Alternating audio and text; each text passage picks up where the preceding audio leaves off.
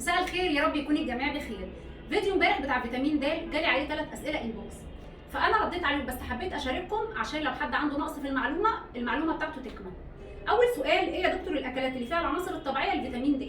اول حاجه حبيبتي الاسماك، طبعا واهمهم المكاريل والسلمون. تاني حاجه البيض.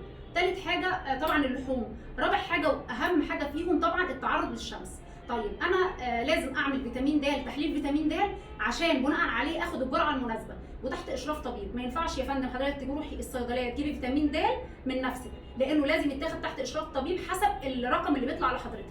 تمام كده؟ تاني سؤال جالي: ينفع اخد فيتامين د مع الزنك؟ ينفع. لو عندك نقص في الزنك خديه مع فيتامين د، بيمتص وبيبقى كويس جدا. طيب انا امبارح ليه يا دكتور اخترتي الاوميجا 3 مع فيتامين د؟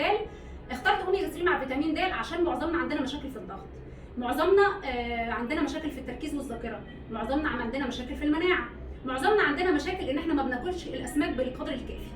طيب لو انا ما عنديش مشكله مع كل الحاجات ديت، يبقى عادي انا اخد فيتامين د بعد الغداء عشان جسمي يمتصه، عشان هو لازم يدوب في وسط دهني.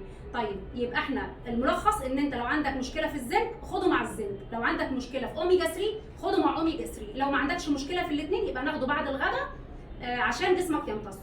ثالث سؤال بتقولي: يا دكتور هو حضرتك بتقولي انه فيتامين د بيسبب خمول، وان انت ما بيبقاش عندك القدره ان انت تتحركي، وان انت ما بيبقاش عندك دايما يعني حاسه بان جسمك مش مظبوط. طبعا انا قلت كده امبارح. طب هو ده مش خاص ببي 12 او بي 12؟ يا حبيبتي، بس احنا لازم نكون متفقين انه اي نقص في مركب او معدن او فيتامين في جسمنا بيعمل لنا كل الاعراض ديت. خلينا نكون متفقين على شيء، ان انت فيتامين د ده خاص بصحه العظم. طيب بي 12 ده خاص بصحه الاعصاب. طيب يعني لو حضرتك عندك مشكله في الاعصاب يبقى دوري على بي 12، لو عندك مشكله في العظم يبقى دوري على فيتامين د. اتمنى اكون قدرت اوصل المعلومه بطريقه سهله وبسيطه، ومستنيه اسئلتكم عشان نجاوب عليها، ودمتم بالف خير.